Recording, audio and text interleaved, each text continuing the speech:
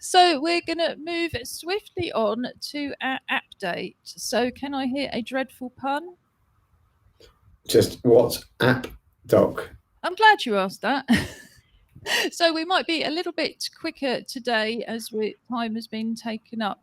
But the latest news is the pilot is coming to a close this week in Newham.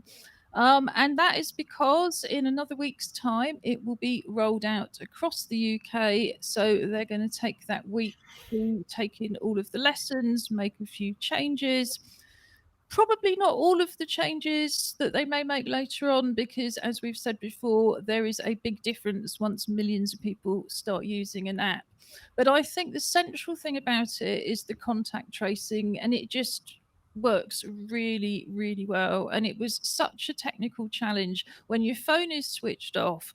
How do you get it to recognize other people's phones? And the kind of technology that Apple and Google have had to put into the phones to say, yes, Bluetooth can run in the background, it can take up almost no power, it can run when the rest of it's off, etc., etc.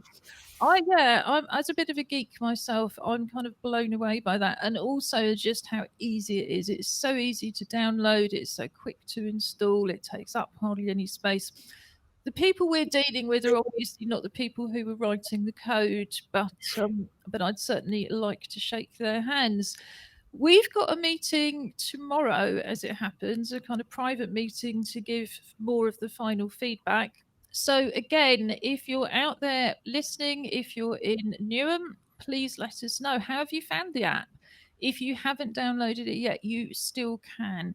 If you're not in Newham, then let us know what should we be looking for. We still have another 24 hours and probably a bit longer, to be honest. I'm sure I'm still going to be in correspondence next week.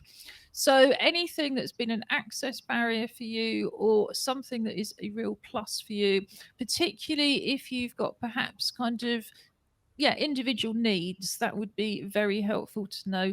We've already given quite a lot of feedback, thanks to the Surgeoners who don't themselves live in Newham, about how easy it is or not to scan a QR code if you have difficulty lifting your phone up. And I think that will all go in and be taken lots of notice of, and it's already kind of impacted on where people are putting up posters. So, any more questions? I think so. We don't have to do anything. It'll just be taken off of our phones, will it, at the end of our trial? No, it will turn into a real app, as it were. Right. Well, it is a real app now. No, I think that's the thing. At the moment, if we download the app, we have to put a special code in because it's already sitting in the app stores, but most people aren't allowed to download it till they get up the updated version. What I understand from the app development team is that almost all updates will just take place automatically. That may or may not always be the case because, of course, it's such new technology. But to the best of my knowledge, no, we just carry on using the app. They will effectively take out the requirement to put a code in, and that's all that's going to happen. What about people who are partially sighted or blind? I think I'm not an expert enough to know, but what I do understand is the simpler something is, the easier it is to use when it's voice activated. But we could certainly do with more feedback. And I think one of the difficulties, certainly that we've found with our own friends, is that the rules around contact and social care and so on and so forth have meant that people who would usually get somebody else to do all their tech for them, whether that was because they're visually impaired, they have learning difficulties, they're not very confident, has really kind of those things have stopped. And what we're very, very keen to do as an organisation, Together 2012, is to start empowering people to feel a bit more confident to do it themselves. And that's one of the reasons we really like to know what works, because we can implement that. You know, the NHS want to make this the best app they possibly can. So, and so do all of us. So if there are things that really work for you as somebody who's got dyslexia, dyscalculus, you can't see properly, you know, any of these issues, and you think there are things we should look out for or information that we should provide, then absolutely do let us know. But I think our goal for all of us is that we're all going to become yes, more proficient at whatever we do. And I think this digital year has been such a learning curve for everybody, because wherever we started in terms of technology, we've all had to do something different. And I don't know anybody who hasn't had to do something I mean, different. Yeah, I was going to say to Julie's question, certainly for iPhones have a huge accessibility section in them, one of which is called Voiceover. I think it used to be called Screen Speak, but I think they now call it Voiceover. That will basically tell you what's on your screen and kind of read it out to you. I never used it because I don't need to.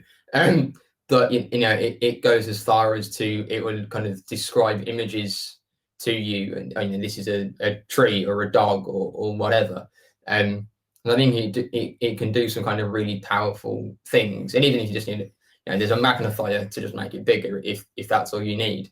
If you do have more limited vision, you do need something like that. That is kind of already built in, certainly for iPhones. I don't know about Androids because I've never used one. But kind of that software, that capacity is already there. So I imagine it will simply be open the app, do what you would do through anything else, and it will just tell you what's on the screen.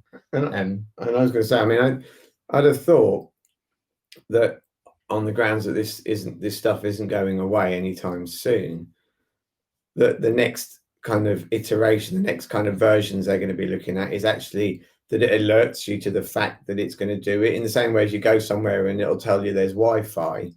If they can almost build that into the Wi-Fi system so that your phone says there's a track and trace running here, or however it work. I'm not. Well, what will happen now is whenever you go into a hospitality venue, which is a sort of huge kind of overarching term from anything to sort of cafes and restaurants, pubs, bars, and a whole range of other things, is that you will have to give your contact details.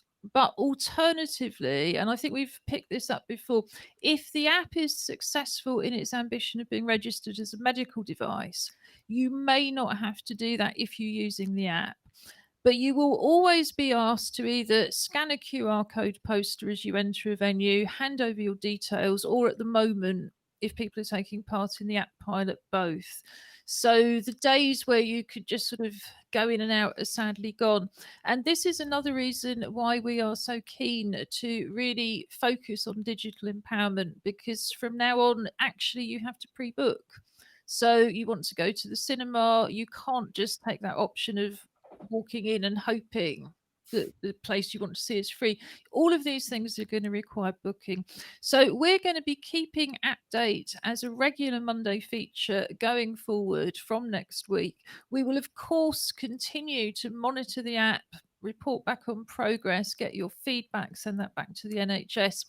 But also talking much more generally, as we have already been doing, about different apps that we use for art and photography, but also for access.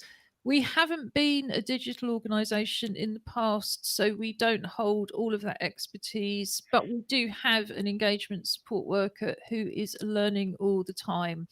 It would, however, be helpful, Josh, anything you know as our resident nerd about the iPhone. We can't afford iPhones for all of our staff, and Noel runs on Android. So if there's any iPhone tips we can pass over to Noel to support iPhone users. And of course, if you're listening and you've got tips that we can share with viewers, that would be great. The ideal for us is to have people on the show showing us how they do it. So please do send us your videos and screen recordings.